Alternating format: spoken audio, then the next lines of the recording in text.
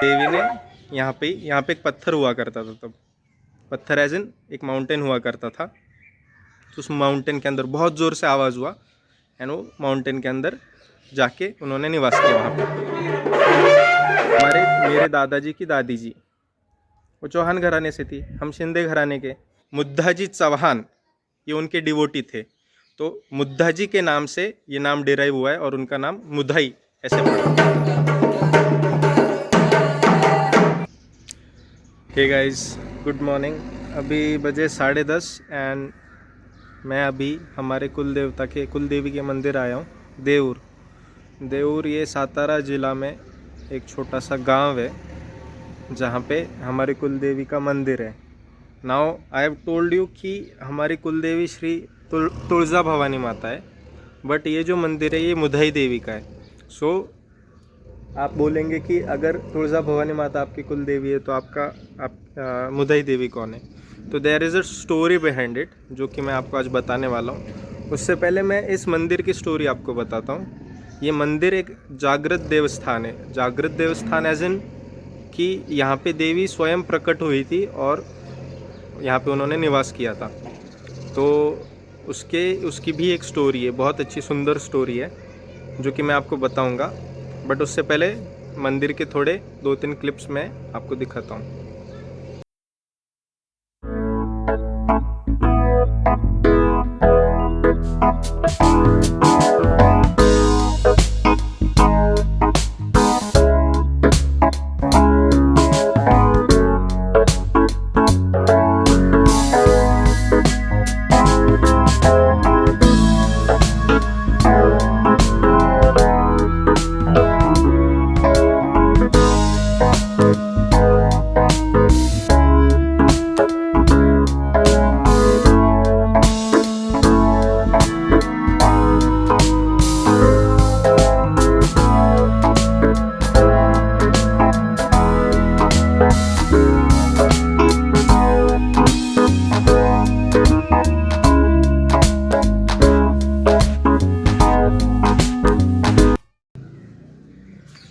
तो हमने अभी दर्शन वगैरह कर लिए। मैंने आपको अंदर से दर्शन भी करवाए। यूजुअली अंदर शूटिंग करने नहीं देते, पर मैंने पुजारी जी को बोला कि हमारे व्यूअर्स के लिए अंदर हम कर सकते हैं क्या शूट। तो उन्होंने बोला ज़्यादा टाइम नहीं, छोटा सा क्लिप आप डाल सकते हो अगर आपको डालना हो तो मैंने आपको दर्शन करवाए।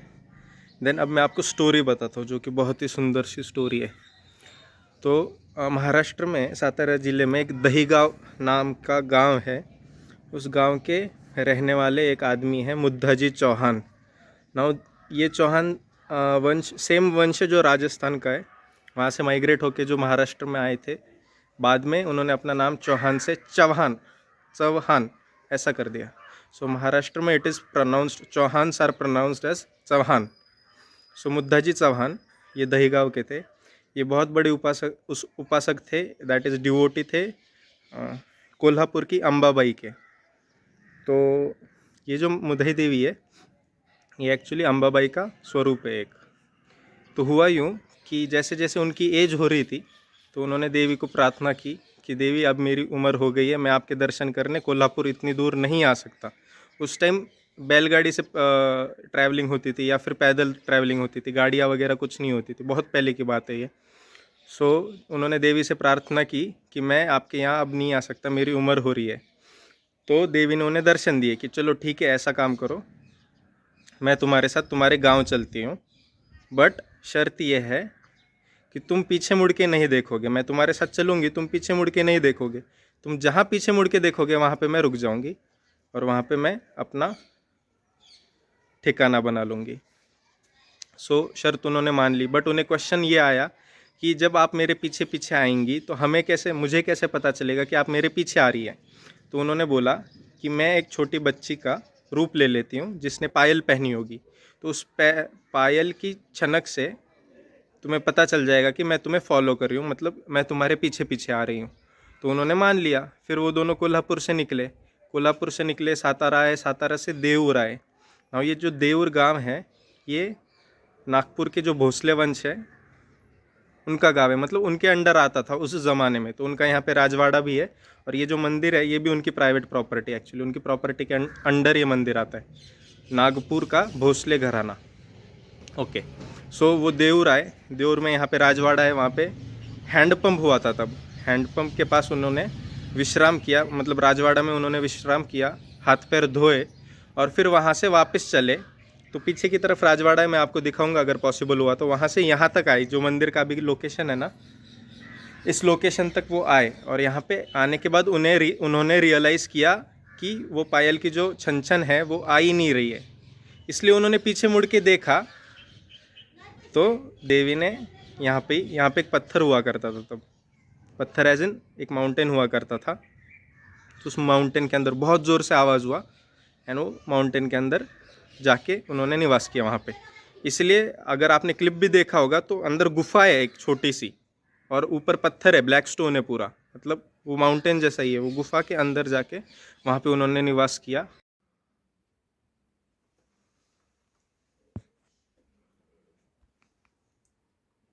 और यहाँ पे वो रुक गई। तो यहाँ से 2-3 किलोमीटर आगे ही दहीगांव है, वहाँ तक जाना था उनको, बट वो जा नहीं सके, क्योंकि उन्होंने शर्त रखी थी कि जहाँ तुम मुझे पीछे मुड़ के देखोगे वहाँ मैं रुक जाऊँगी। तो ये देऊर गाँव है जहाँ उन्होंने पीछे मुड़ के देखा, और यहाँ पे वो रुक गए। Now the second question, this was the first story कि मुदई देवी का मंदिर यहाँ पे कैसे बना। नाउ द पार्ट इज, ये अंबाबाई का मंदिर, मतलब अंबाबाई का स्वरूप है। तो अंबाबाई का नाम मुदई कैसे हुआ? मुद्दाजी चौहान ये उनके डिवोटी थे, तो मुद्दाजी के नाम से ये नाम डिराइव हुआ है, और उनका नाम मुदई ऐसे पड़ा, मुद्दाजी से मुदई, इसलिए इस देवी को मुदई देवी कहा जाता है। नाउ द सेकेंड क्वेश्चन कि शिंदे घराने की कुल देवी जो है वो तुळजा भवानी माता है, जो तुळजापुर में, सोलापुर के पास एक गांव है छोटा सा तुळजापुर, वहाँ पे निवास करती है। भोसले वंश की भी कुल देवी कुल स्वामिनी तुळजा भवानी माता है। सो अगर आपकी हमारी कुल स्वामिनी तुळजा भवानी माता है, तो हम इनके उपासक कैसे बने? इसके पीछे अनदर स्टोरी है। This is the second story जो मैं आपको बताने जा रहा हूँ। सेकेंड स्टोरी इज़ कि मेरे दादाजी के जो दादी जी थी वो चौहान घराने की थी, और वो थी दहीगांव की। तो नाउ सिंस मुद्दाजी चौहान बहुत बड़े डिवोटी थे, तो वहाँ मतलब रूल एक ऐसा है कि दहीगांव की चौहान घराने की कोई भी लड़की जिस घराने में जाती है, मुदई देवी उनके साथ उस घराने में आती है। तो मेरे दादाजी की दादी जी वो चौहान घराने से थी, हम शिंदे घराने के। उनकी शादी हमारे घराने में तय हुई। तो सिंस वो चौहान घराने से शिंदे घराने में आई, इसलिए उनके साथ मुदई देवी भी हमारे घराने में आई, और उसके बाद से 7 पीढ़ियाँ हमारी मुदई देवी के उपासक हैं। ऐसे 2 घराने, दहीगांव का चौहान घराना और बिचुकले या एक और गाँव है वहाँ के पवार घराना। तो इन दोनों घरानों की लड़कियाँ जब जिस भी घराने में जाती है वो मुदई देवी को साथ में लेके जाती हैं। नाउ गोंधड़ क्या होता है कि जब भी आपकी शादी होती है तो आपको कुल देवी के दर्शन करने होते हैं, मतलब उनकी आराधना करनी होती है। तो उस आराधना के प्रोसेस को गोंधल कहा जाता है। तो ये यूजुअली नवविवाहित जो जोड़ियाँ होती है वो ही करती है, बट मुदई देवी के केस में ऐसा है कि आपको हर 3 साल में गोंधल करना पड़ता है। फैमिली एक साथ आती है एंड गोंधल करती है। So we live in Rajasthan. मेरे एक अंकल है जो अभी गांव में रहते, परखंडी, जिसका व्लॉग मैंने बनाया था। मेरे एक अंकल है वो भोर में रहते थे। तो मेरे पापा के 3 भाई है, मेरे पापा और 2 भाई और। सो ये तीनों भाई अलग अलग जगह पे है। सिंस गोंधल होता है तो उस बहाने सब एक साथ आते हैं।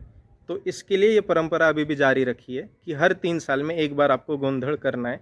और कोरोना की वजह से ये एक्सटेंड हो गया टाइम, या आई गेस हम 5 साल के बाद कर रहे हैं, और सबका ये प्रॉब्लम है। 5 साल तक किसी ने नहीं किया था, अभी इन्होंने स्टार्ट किया है। तो गोंधल में होता ये है कि नैवेद्य बनाते हैं, पुरण पोली, जो आपको पता ही होगा महाराष्ट्र की डिश है। पुरण पोली बनाते हैं, फिर उसका नैवेद्य देवी को दिखाते हैं, एंड देन प्रसाद ग्रहण करते हैं। एंड फिर पूजा होती है, देवी को बुलाते हैं, देवी आती है, दर्शन देती है सबको। आई मीन हम उनके दर्शन करते हैं। So this is the whole process. तो मेरे फादर ने बोला हुआ है, मतलब उन्होंने देखा हुआ है कि पुराने ज़माने में जो औरतें होती थी जो बहुत ज़्यादा उपासक होती थी देवी की, तो उनमें देवियाँ आती थी। तो हमारे मेरे पापा की काकी सा, दैट इज़ उनकी आंटी, मेरी दादी जी ही लगेंगी वो, तो उनमें भी आती थी, उन्होंने देखा हुआ है पापा ने। अभी तो आई गेस उतना कम हो गया है हमारी फैमिली में, हम बच्चों लोगों ने तो कभी नहीं देखा ऐसा कुछ सीन, बट पहले होता था। तो ये कंप्लीट प्रोसेस मैंने आपको स्टोरीज बता दी, ये 2 स्टोरीज़ है, एक कि ये मंदिर कैसे बना, दूसरा कि मुदई देवी हमारी कुल देवी कैसे बनी, मतलब हमारे घराने में कैसे आई। ये दोनों स्टोरीज़ मैंने आपको बता दी। अब इसके आगे मैं आपको गोंधड़ की छोटी छोटी क्लिप्स बताऊंगा कि होल प्रोसेस कैसे होता है, कैसे पूजा होती है, कैसे बुलाते हैं, वो सब मैं आपको बताऊंगा। Stay tuned. अभी प्रोसेस स्टार्ट हो गया है। हमारी मुदई देवी का एक टाक होता है, मतलब एक छोटा सा ऐसा सोने का, उस पर उनका चेहरा वगैरह ऐसे बनाया हुआ होता है, उसे टाक कहते हैं मराठी में। वो उजड़ने के लिए दिया है नाव। एक प्रोसेस होता है विड़ा देना, वो दे रहे हैं, तो उसके लिए जा रहे हैं। ये मेरे बड़े अंकल है, टोपी पहनी उन्होंने, और साथ में गुरुजी है।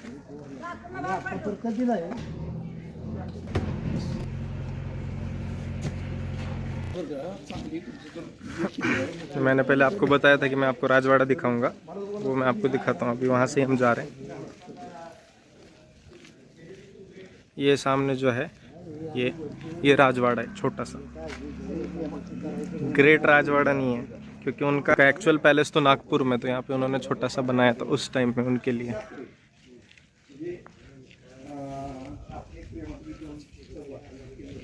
देखो इसके ऊपर बोर्ड लगा हुआ है राजवाड़ा, और उनका नाम लिखा है राजे अजित सिंह राव भोसले, नागपुर। तो दिस इज़ द राजवाड़ा, वो भी मैंने आपको दिखा दिया। अभी गुरुजी के घर में आए थे, यहाँ से सब लिया है, पूजा का सामान वगैरह, प्रसाद। And now we are going to the temple.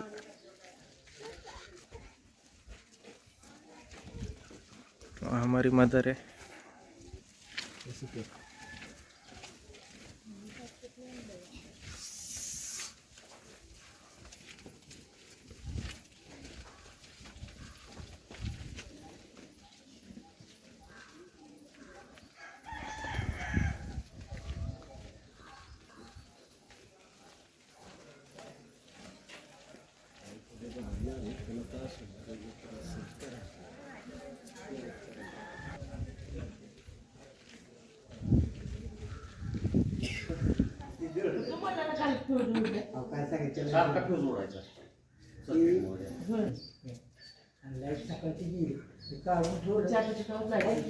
Light गेली जे होत चाललं तसं अडकून ठेवलं.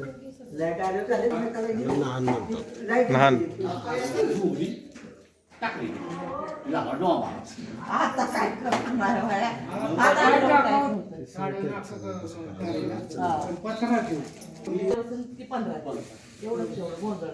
ए गुट्टू साडीत वरती आपली आत नेस होती साडी घरी नेस मोठी भरती तीस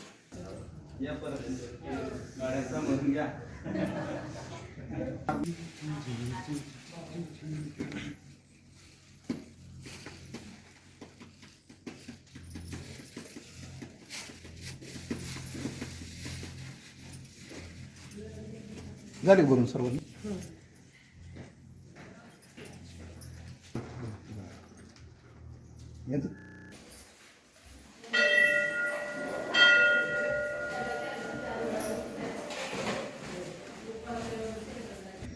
अभी हो गया है सब, अंदर का दर्शन वगैरह ले लिए। अभी हमने जो हमारी देवी के टाक जो होते हैं, इस पर उनका चेहरा वगैरह बना हुआ होता है, वो साफ़ क्लीन करवाने के लिए दिया था, वो अभी लेने जा रहे हैं पूजा करने के लिए। तो ये रहे मेरे पापा, वो बड़े पापा, और वो मेरी काकी सा।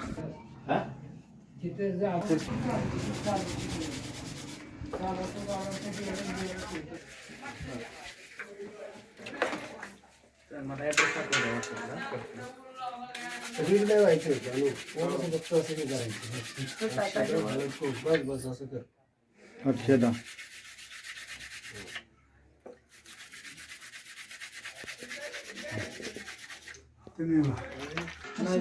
त्याने अनुराग दान केली ना.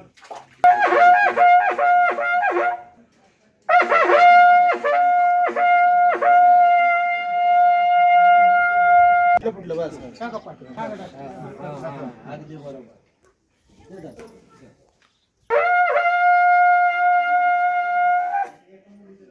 तो अभी हम भगवान लेके आ गए हैं. अभी मंदिर में लेके जाएंगे. मंदिर में लेके गए मेरे बड़े काकी साहब, वहाँ पे दर्शन करवाएंगे और फिर बाहर आके गोंधड़ होगा. बाहर गोंधड़ की क्या तैयारी चल रही है वो मैं आपको दिखाता हूँ. तो गाइस कुछ इस तरह गोंधड़ की तैयारी चल रही है. तो पहले क्या सिस्टम होता था ना कि जिनका भी गोंधड़ होता था वो मंदिर में आते थे और फिर वहाँ पे आके खाना बनाते थे, एज इन प्रसाद बनाते थे, पूरन पोली का नैवेद्य. बट अभी सिंस कोविड की वजह से मैनेजमेंट ने क्या किया है कि जो पुजारी जी होते हैं ना वही सब करते, पूजा की विधि भी वही करते, सामान वगैरह सब वो लाते हैं एंड इनफैक्ट प्रसादी भी वही बनाते हैं. तो इस साल से क्या हुआ है ना, वी हैव 2 ऑप्शंस कि आप घर से भी खाना बनाकर ला सकते हैं या फिर आप अपने पुजारी जी से कह सकते हैं वो सब सामान वगैरह लाएंगे, वो सब पूजा विधि सब करेंगे सिस्टमेटिकली एंड प्रसाद का नैवेद्य का भी वही करेंगे.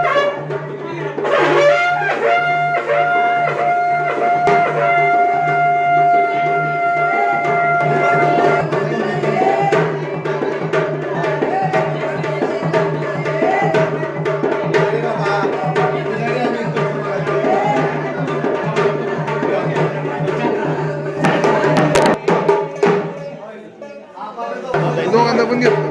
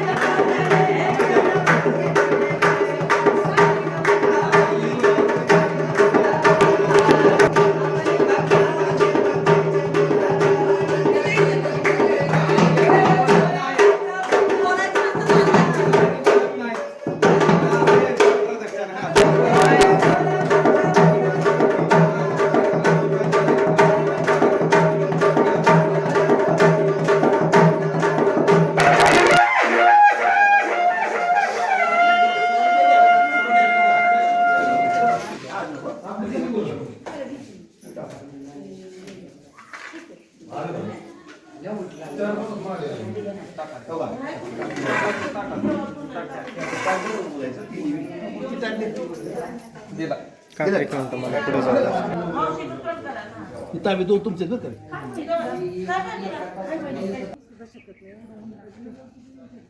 तो अभी हमारा भोजन प्रसादी के लिए चल रहे हैं. हाँ, अभी गोंधड़ हो गया हमारा और बहुत अच्छी तरीके से पार हो गया पूरा.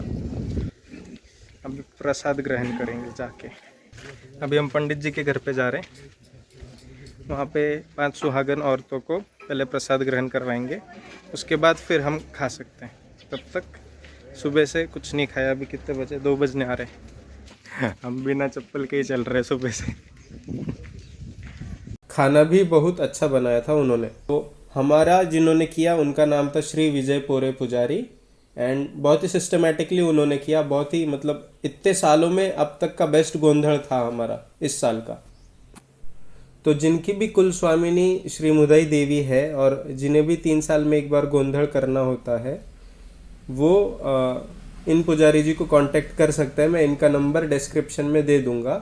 तो हाँ गाइज, एंड में फिर हमने श्रीफल पुजारी जी को दिया और गोंधड़ संपन्न हुआ.